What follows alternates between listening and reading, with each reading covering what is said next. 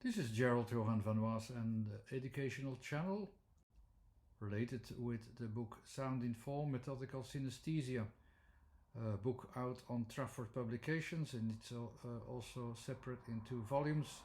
The volumes as an ebook will be available in a couple of weeks. This is the last part of my series of the theory, and I will make it very simple and very short to show you the last 3 letters that are in the system of the Pythagoras order of numbers that gives an order to these letters. The last 3 letters are really about the far edges that we can have. Actually, we already achieved this complete picture of the whole package and range of everything that we can imagine and connect. But here we can make still some extra connections, and these are the extra connections that are related with 3 letters. So what can we still add when we really understand everything?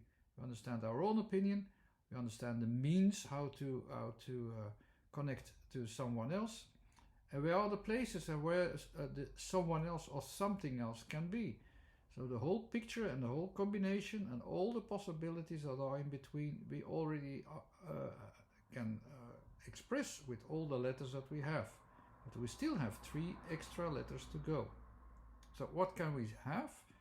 3 letters that can change the whole thing that we have. Nobody says that we are using a very good center point of vision there we start from. Nobody says that we're using a very good tool or practical tool, and this is the best tool that there is. And nobody says that everybody and everything that we meet and connect to is really the end of the world. No, there is something that we still can do, is to change the system and connect into the system and have a last kind of feedback, which is a feedback onto the system and to the whole system itself. And there are also, there in the last part, are 3 possibilities. Here are the 3 possibilities that I have of an insertion of the same kind of tool that I use in different forms, but I have to stay within the limits of my possibilities. So I can't breach this large area, but I can do within this area, whatever I do, I can find a connection, an extra connection, and these are the 3 kinds of connections that I can make, and I will describe them with 3 letters. The first one is the E. The first letter is the E. It means I found an insertion, so I can make an extra insertion and it fits. As you see, fits, insertion, the letter is already there. You can see it fits with a regularity with what I have already. It's something new, but it fits and it confirms what I have, and in a way, in small parts, it also changes the vision also a little bit. That's the underlying meaning of E. The other possibility is that the connection that I make is only partial. It's not a complete connection, so there are discrepancies, there are things that doesn't fit perfectly, so I can only connect it partly. And this will have its effect, this will show its effects and also consequences. So if I have a new idea and I only fit it partly, it will only have a partial good effect. It can have a bad effect as well. Nobody says what the effect will be. It can be good, can be bad, it doesn't matter. But the S is everything. So it is not really about the connecting a center or a volume of or material, or the border, or a limit or limitation or a border, or whatever it is. It can be anything, everything, with all these 3 letters. The last possibility is the letter H, which is a strange letter, this means like I made here a connection which has no sense at all. It's hardly a connection. I just add something which is senseless, useless, or simply neutral. So So the fact that I do this is I insert it into this system, and it has actually, it's no sense to do that. In my book, I also describe it as one of the points of enlightenment. Why? Because it also says what you should not do. So it's the best thing to know what to do is also to know what not to do. This is one of the things you should not do because it's completely senseless. This is also like knowing also that it is senseless. We use this word for to express it to someone we don't like, something we don't like, and we know it doesn't fit. And that's actually what it really does. We almost use it as a tool to put someone down also at some point, or to put something down because it's useless. And okay, we could express this as well. It's the opposite of he. It's also a senseless thing to use, but actually it makes connections that broaden your vision, even if it's without much sense that you do that. You broaden your visions and you have a good laugh.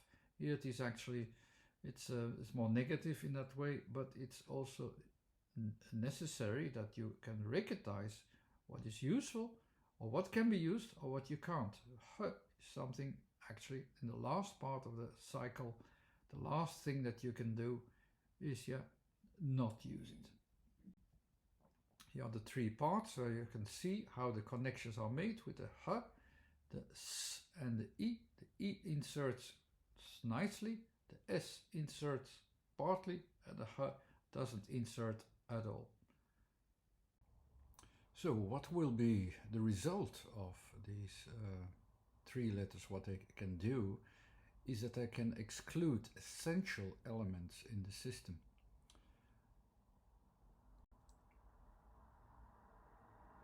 An exclusion of elements is the first thing that can happen.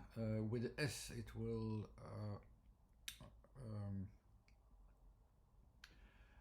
it can change the straightforward results that you have in the system, and it can change them, and it can so that they won't fit anymore into it.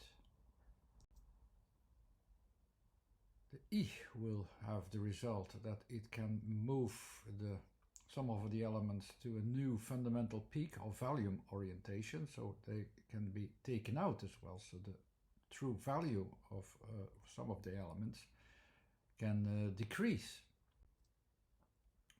Or it can bring you to a whole new perspective or angle.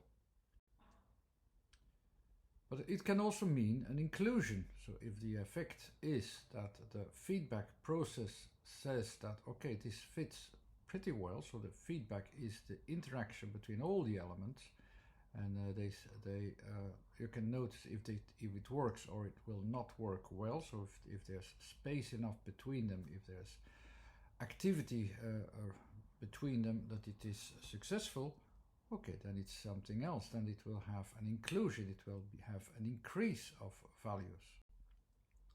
Then it will mean a change of direction of certain elements. Anyhow, it will still mean a certain change. If the place of the I is adapted very well and it fits very well into the sounds, into the surroundment, it will be an improvement, an inclusion, and its common values will be strengthened, and the strength of importance will become more important. Or with the h, it will neutralize the elements to go just anywhere, so it will still exclude the whole basics, but in a way that the whole area and way of thinking, it will be a more safe place to be. Just two examples. I already explained sand with the letter Z, but I will explain it now with the letter S. With the Z, we already explained that sand has this very strange feature that it can suddenly move to a different position. It can also suddenly sink, or suddenly is stuck somewhere. It can have different features with sudden moves, actually. Excuse me. So, and here it is expressed with the Z.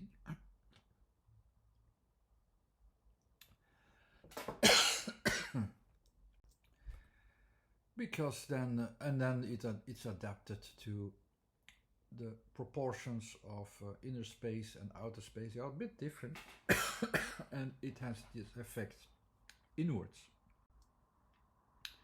Is the effect, and is the notification in the T sound at the end. With an S, it's a different perspective. So you start to notice its effect immediately. So that you start from there, and you notice the differences between all of its orientations. So there are two different spaces involved: the large space and the inner space, the outer space and the inner space. Really, the whole limits of the complete range of limits are involved with the S, and it expresses its cause and effect. So that means for sound, there is is this recording or is this not recording? The sound means that for the where the sound fits into the environment, and the sound values or the features of the sound are so different that there is an interaction between these large limits. So that's why in the small parts the elements can suddenly change the qualities, and it reflects itself in the consistency of these elements. This is more or less what is underlying in the quality of sound, and that's why it's expressed by S. As a second example, I will take the word in, and I will deliberately take a form that already expresses it what I want to express, and I will add the values of the letters there to make it much more simple. So what will happen with the word in, and what will be performed by performing the qualities of these two letters. So in is of course the insert, you know that. So what will happen? There will be a move or a moving in time of the element that is focused upon. So one of the elements will be having this performance.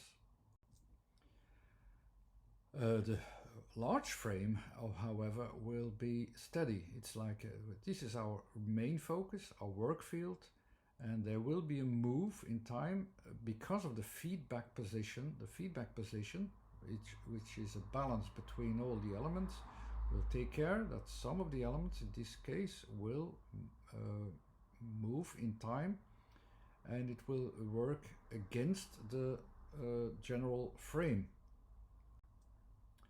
So what will happen is there will be two time frames that are connected now in this case. So it's the future and the past will be connected. So this is the time element in two dimensions which are connected. I try to avoid these difficult aspects of time, but it is very easy to understand. That's why I included it. So in fact, there is a goal in future or in the past, and they meet. So that's why it is successful. So we can insert the E, and the E is the sound that expresses this. I can express it with the content with the N. So this is expressed what happens here. This will mean that for the word in, our goal will be achieved, and it will fit. So the fitting is not just in the frame that we use, in the steady frame that we use, but it's also in the time schedule. So there's a progression here towards the future that happens in the present, and it comes from the past. So that is the insertion, and that is the full range of the values of E that are here visible in the word in. Could I also give an example of the last sound, huh? I don't know why I should do that. Huh! Puh. Do I really need to talk? Do we really need to use our language? Do we really have a need for this technique, for this method? Puh. Perhaps not. Perhaps the expression of our that is expressed in our senses as well, in our intentions, is good enough. Well, that's already an example of These were the 3 last letters of the series. It's good that it's very short. I could have involved also the aspects of time and how it evolves and so on, but that makes it too complicated. I promised to make a simplification. I couldn't make it more simple than this. Now you have already an idea of all the official letters and all the in-betweens. I had a lot of in-betweens that I expressed already as well. If you want to know more, okay, just check the book out,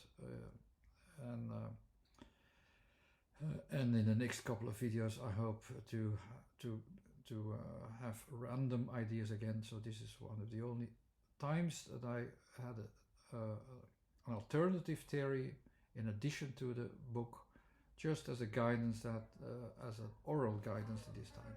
Thanks for watching. Bye bye. There's a website there too, where you can have the updates. If you want to have the updates in your mailbox all the time, just subscribe to the YouTube channel or check my YouTube channel now and then. There will be instructional videos or examples. This is the last part of the theoretical example. Hope you enjoyed. Thanks for watching. Bye bye.